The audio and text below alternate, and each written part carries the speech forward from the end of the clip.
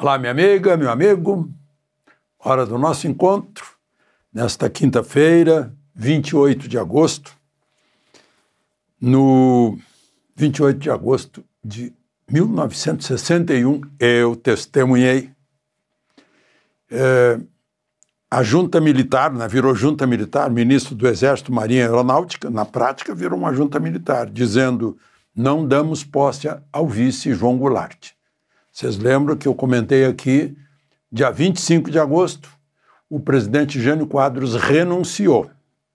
E aí assumiria o vice. Só que o vice estava na China, na República Popular da China, à frente de uma missão econômica, como está hoje no México o vice-presidente Alckmin. E isso já foi tido como um sinal do comunismo de João Goulart. Naquele tempo, não se elegiam juntos, presidente e vice, na mesma chapa, no mesmo partido. Poderia eleger, como elegeram um presidente da UDN e um vice-presidente do PTB, que eram rivais, né? Era direita e esquerda.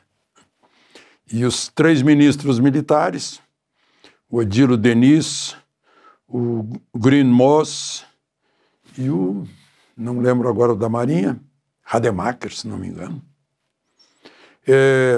disseram: não, a gente não dá posse. Quem estava assumindo interinamente era o presidente da Câmara, Ranieri Mazzilli. Quando eles anunciaram isso, o Brizola, governador do Rio Grande do Sul, já pôs a Brigada Militar, que é a Polícia Militar do Rio Grande do Sul, com uma grande experiência em revoluções, em guerras internas e no combate ao crime. Soldados profissionais, né? A Brigada Militar ficou de prontidão, pronta para impedir que João Goulart não tomasse posse. Enquanto isso, ele voltou da China, mas não veio direto para o Brasil para não ser preso. Ele, na hora que descesse numa base aérea, seria preso. Desceu em Montevidéu. E foi difícil, porque chegou um ponto em que o comandante do Terceiro Exército mudou de lado. Não ficou sob as ordens do ministro Odílio Deniz. E foi até o Palácio Piratini, sob grande tensão, apresentar solidariedade a Brizola. Foi uma festa lá. E o porta-aviões Minas Gerais estava se deslocando para o sul, eminência de uma guerra civil. Aí, o Tancredo me contou, o general Geisel, que estava, acho que no gabinete de Odílio Deniz, Ernesto Geisel, pediu a Tancredo que fosse a Montevidéu convencer João Goulart a aceitar o parlamentarismo. Ele seria chefe de Estado, mas não chefe de governo. Jango aceitou, voltou, assumiu no dia 7 de setembro. E Tancredo Neves virou primeiro-ministro, chefe de governo. Histórias desse Brasil. Lembre-se de se inscrever e, ao final, de deixar o gostei ou não gostei.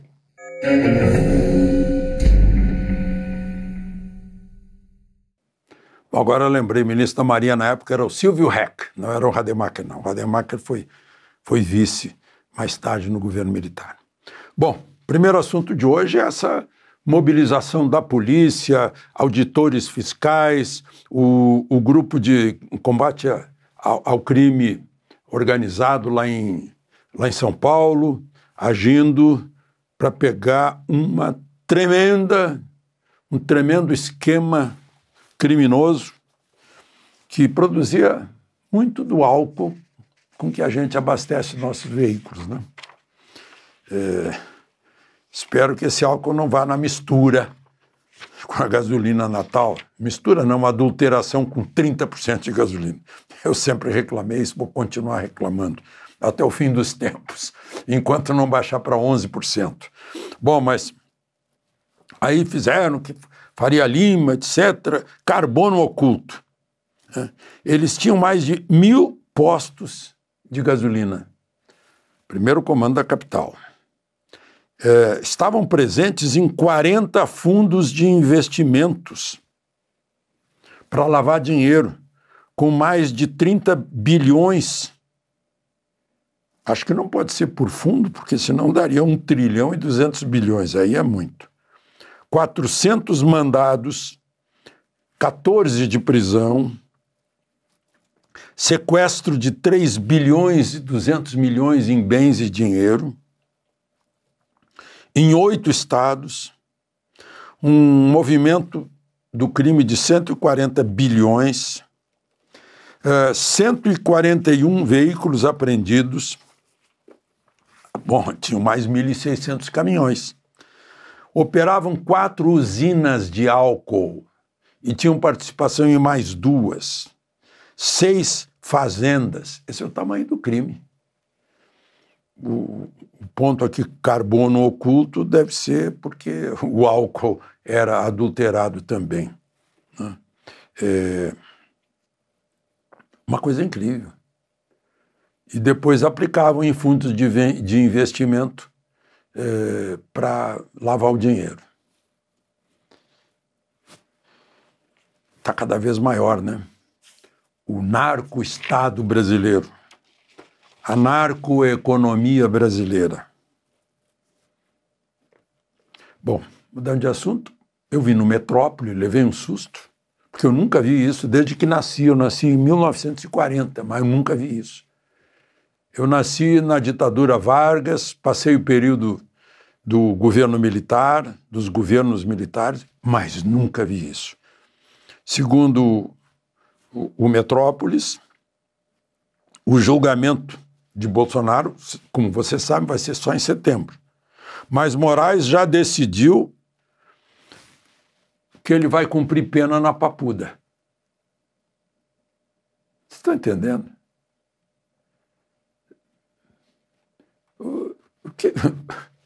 Eu nunca vi isso, nunca vi. Um dos juízes que vai julgar já decidiu onde a pena será cumprida. Que não vai ser em lugar especial como para Collor, prisão domiciliar, para Lula foi uma sala de delegados da Polícia Federal, né? Para a vingança ficar completa seria na Papuda. É o que eu ouvi lá no Metrópolis. Aliás, isso não é segredo para ninguém, nem novidade, todo mundo sabe que Moraes age como investigador, como acusador, como juiz e como juiz de execuções, né? É o faz tudo. Aliás, eu estou vendo cada vez mais aparecer coisas do pessoal que trabalhava sob as ordens dele na Justiça Eleitoral, de juízes agindo como se fossem meninos de diretório acadêmico, vibrando, olha, vamos pegar a Carla Zambelli, vamos pegar o Rodrigo Constantino, vamos pegar a Oeste. Gente, quando os seguranças pessoais de Getúlio tentaram matar o jornalista Carlos Lacerda e acertaram no Major Rubens Vaz, matando, a Força Aérea criou a República do Galeão, totalmente fora da lei, fora do devido processo legal, para investigar. Era só para investigar, descobrir quem foi e mostrar para o país quem foi. Aqui é dentro das próprias instituições que funcionam. Funcionava lá um órgão que, teoricamente, era para evitar fake news durante a campanha eleitoral. Mas, pelo jeito, agiu ativamente de um lado, né? Ajudando a campanha de um lado, fazendo uma campanha ante o outro lado. Agora, é estranho que isso é muito, muito escandaloso. Isso não faz parte da democracia, do devido processo legal, da transparência. Mas o pessoal de uma mídia domesticada aí parece que abriu mão de sua condição de jornalista, virou secos e molhados, como diria Milor Fernandes, né?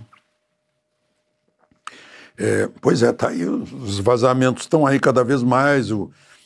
Um dos integrantes não, ele era o supervisor ali, o coordenador do sistema, que foi demitido por causa de uma briga doméstica. Aí pegaram o telefone dele na polícia, descobriram um monte de coisa no telefone, vazou, saiu na Folha de São Paulo até, depois parou.